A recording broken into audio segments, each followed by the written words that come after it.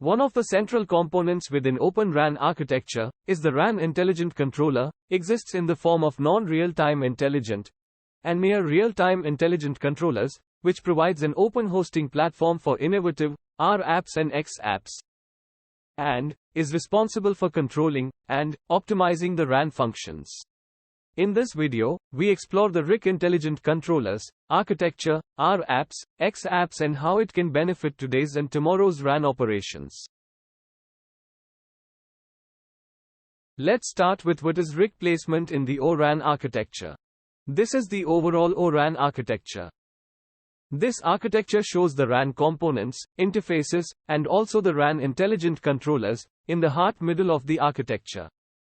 There are two logical forms of the RIC, and each performs a different function. One is non-real-time RAN intelligent controller, and the another is near real-time RAN intelligent controller. Both non-real-time and near real-time components manage separate functions of the RAN. The non-RT RIC manages events and resources with a response time of 1 second or more. The near RT RIC manages the events and resources requiring a faster response, down to 10 milliseconds.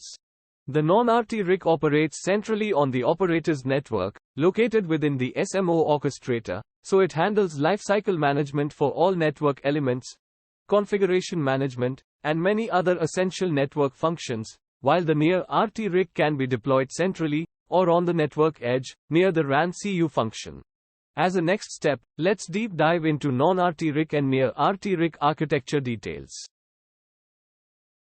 Let's start with non-RT RIC and rApps. The non-RT RIC handles lifecycle management for all network elements, configuration management, and many other essential network functions.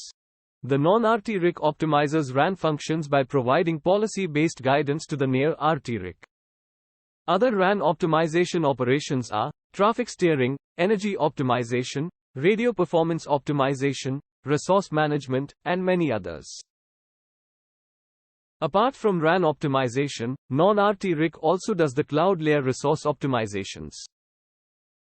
The non-RT RIC is comprised of two sub-functions. One is non-RT RIC framework and the another is rApps. Non-RT RIC framework platform, which includes the platform capabilities, such as AI and ML models, communication bus, A1 termination towards the near RT RIC, service discovery and management and few others. On the other side, non-RT RIC applications or simply the rApps, are the modular applications that leverage the functionality exposed by the non-RT RIC framework to perform RAN optimization and other functions. In simple words, rApps are the optimization algorithms that can come from same or different vendors, and services exposed to rApps via the R1 interface, which enable multiple such rApps to talk to single platform. And the non-RT RIC framework is responsible for exposing all required functionality to the rApp via this R1 interface.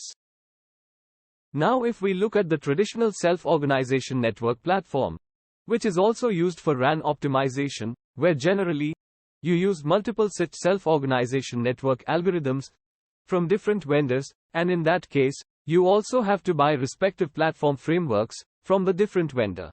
So, you end up with multiple such platforms and algorithms in your network, which not only causes extra cost investments, but also you have to manage and integrate multiple such platforms in your ecosystem. On the other hand, with this non-RT RIC architecture, we just have one common platform and multiple algorithms from different vendors, in the form of rApps, can be deployed on this single platform. This way, non-RT RIC not only saves the total cost, but also reduces the complexity in the network, and increases the interoperability between the multi-vendor ecosystem. Now, let's talk about rApps and non-RT RIC framework components. rApps are software applications designed for automation and optimization. They are deployed and managed on the non-real-time RAN intelligent controller. These software applications and algorithms can be developed by network vendors, communication service providers or specialist developers to automate and optimize network performance, for example, RAN energy saving, closed-loop optimization, performance optimization. Let's see how framework components help rApps for its functionality. rApp Management Service manages the rApp configuration settings to be set which allows an rApp to report on the performance, fault and log information of the rApp itself. In short, it takes care of health of the rApp. Service discovery and exposure services. It allows an rApp to register its services with the service discovery and exposure function, so that there becomes a catalog of services at the central location.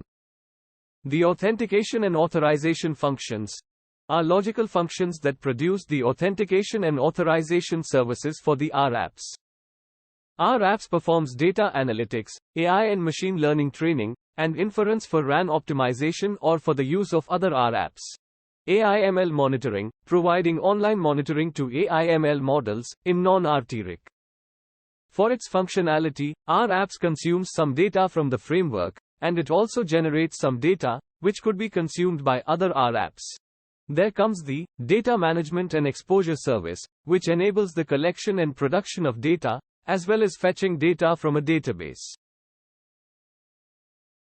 Let's look at one simple example. Our app consumes some data like UA signal strength, and with its algorithm, it predicts UE's future signal strength, and that new generated data can be registered to data management and exposure services, so that our app 2 or our app 3 could consume this for its own algorithms.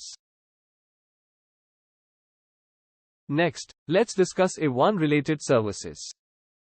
To start with, as per O-RAN architecture, non-RT RIC and a near-RT RIC are connected through a one interface, as shown in this figure. One purpose of the SMO layer is to optimize the RAN performance towards fulfillment of the SLAs in the RAN intent. The purpose of the A1 interface is to enable the non-RT RIC function to provide policy-based guidance, ML model management, and enrichment information to the near-RT RIC function, so that the RAN can be optimized. Based on the optimization algorithms, the non-RT RIC can define policies that are provided to the near-RT RIC over the A1 interface. The purpose of the A1 policies is to guide the RAN performance towards the overall goal expressed in RAN intent. The A1 policies are declarative policies that contain statements on policy objectives and policy resources, like UA, cell and others. The non-RT RIC can use the O1 observables to continuously evaluate the impact of the A1 policies towards fulfillment of the RAN intent. And based on internal conditions, it can decide to issue or update the goals expressed in the A1 policies.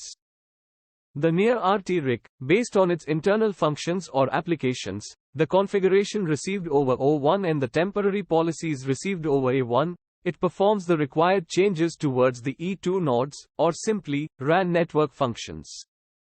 And that's how the closed-loop system is formed, where the non-RT RIC continuously observe the impact, recommend changes to near-RT RIC via A1 interface, and near-RT RIC continuously make respective changes to the A2 nodes.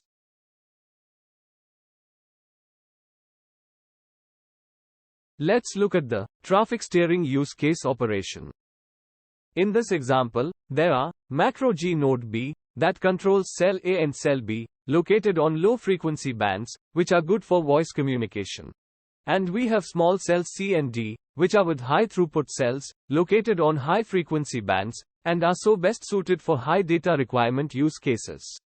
The UE under consideration is having two services, voice and high data bandwidth. The UE is entering the area covered by the four cells mentioned here. If we now look at the situation from the O-RAN perspective, the non-RT RIC understands the requirements and characteristics of that services. It decides that due to having a voice and control plane connection, we need to put those on a low-frequency band cells, like cell A or B. On contrary, for high bandwidth connection, we can add a second transmission leg, and offload this traffic type to cell C or D, and try to avoid consuming resources from the cells A and B. So, non-RT RIC creates two A1 policies, one for moving voice services to cell B, and data services to cell C or D. After receiving the messages, the near-RT RIC needs to locate that UA, and enforce the assigned policy, by telling the base station to execute specific RRC commands. So, the end of the story is that, the UE has connections to two cells, and has each voice and data service, being delivered to it from different cells.